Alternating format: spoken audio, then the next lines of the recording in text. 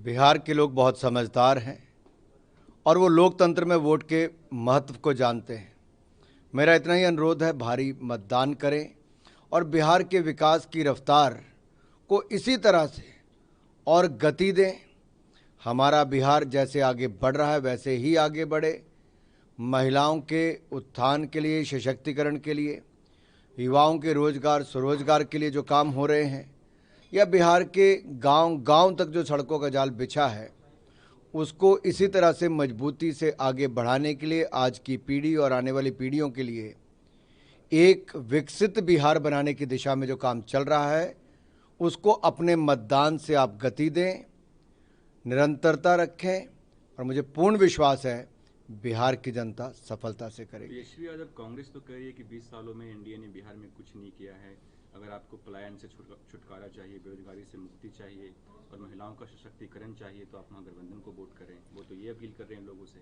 लालू जी के राज में जंगल राज था, अपराध राज था। मात्र 2 इंजीनियरिंग कॉलेज थे, आज 33 हैं। 9 मेडिकल कॉलेज आज 57 हैं। वहाँ पर 3000 किलोमीटर सड़कें नहीं थी, आज 1,17,000 किलोमीटर सड़कें हैं। प्रति व्यक्ति आय 7,000 रुपया मुश्किल से थी, आज 68,000 रुपया है। ये विकास हुआ है गांव-गांव सड़कें पहुंचाने का, 115 नई ट्रेनें चलाने का, विद्युतीकरण ट्रेनों का करने का, 4 लेन 6 लेन हाईवे बनाने का, और सबसे बड़ी बात कानून राज लाने का, जंगल राज से मुक्ति दिलाने का। और इतना ही अगर लालू जी के समय विकास हुआ था तो तेजस्वी जी लालू जी की फोटो क्यों हटाई? क्यों राजद के और महागठबंधन के पोस्टरों से लालू जी की फोटो गायब है? लेकिन भय और खौफ अभी भी लोगों के दिलों में है। राजद का खौफ आज भी, गुंडई दबंगई आज भी जनता के दिलो दिमाग पर है। इसलिए लोग जंगल राज नहीं चाहते। उनको पता है राजद कांग्रेस की सत्ता मतलब गुंडई, रंगदारी और कट्टा। नहीं चाहते कट्टा वापस, नहीं चाहते लूटपाट, नहीं चाहते अपराध, नहीं चाहते महिलाओं की असुरक्षा जो राजद के राज में थी।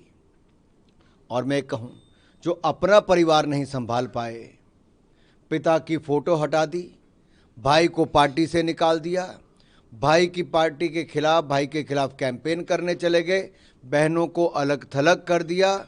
जो परिवार के नहीं हुए वो तेजस्वी यादव बिहार के भी नहीं हो सकते। राहुल गांधी ने कल हाइड्रोजन बम फोड़ा है, ऐसा कांग्रेस के लोग कह रहे हैं। चुनाव से ठीक पहले, बिहार चुनाव से ठीक पहले हरियाणा में कैसे धांधली हुई है वो आरोप लगा रहे हैं कि लगभग 25 लाख फेक वोटर्स ने कांग्रेस को हराया है, बीजेपी के पक्ष में वोट किया है। राहुल जी हर बार चुनाव के हारने के बाद ठीकरा या इलेक्शन कमीशन पर या जनता पर फोड़ने का प्रयास करते हैं। कल की जो उनकी प्रेजेंटेशन थी वो टाइम टाइम फिस थी पहले की तरह। उनका बम इस बार फिर फिस हो गया। न जाने कहाँ से बम लाते हैं, कैसा बम लाते हैं, वो उन्हीं की तरह फेल हो जाता है।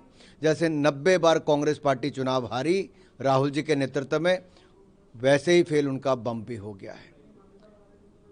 अरे क्या क्या तर्क देते हैं लोग, हंसते हैं, रील बनती हैं, मीम बनती हैं, हंसी के पात्र बन के रह गए हैं। बड़ी मुश्किल से कांग्रेस को विपक्ष का नेता बनने का अवसर मिला था, गंभीरता दिखाते,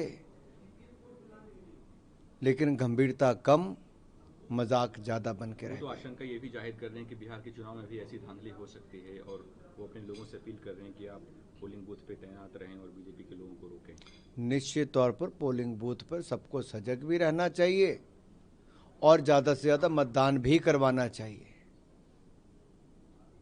लेकिन क्या घुसपैठियों को संरक्षण देना, घुसपैठियों के आधार कार्ड बनवाना, घुसपैठियों का वोट बनवाना, ये शोभा देता है विपक्षी दलों को? आखिरकार हिंदुस्तान के लोगों ने अगर इनको बार बार नकारा है तो बांग्लादेश पाकिस्तान का सहारा लेने का कोशिश करते हैं।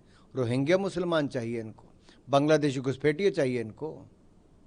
ममता बनर्जी भी काफी एग्रेसिव है इलेक्शन कमीशन और बीजेपी के ऊपर, वो भी कैंपेन कर रही हैं, वो भी प्रोटेस्ट कर रही हैं। एक के बाद दूसरा वीडियो बाहर आ रहा है कि बिहार में जैसे दिल्ली में अरविंद केजरीवाल जी की सरकार में फर्जी आधार कार्ड बनते थे, वैसे बंगाल में बन रहे हैं। क्या ये लोग राजनीति के लिए इतना गिर जाएंगे? कि देश के लोगों के वोट के हक को कम करेंगे और विदेशी घुसपैठियों के चलते सरकारें बनाने के सोचेंगे। ये देश की रक्षा सुरक्षा के लिए भी खतरा है और देश के लोकतंत्र के लिए तो बहुत बड़ा खतरा है। एसआईआर होना जरूरी था, एक सफल प्रयोग है, उसका स्वागत सभी राजनीतिक दल करते हैं।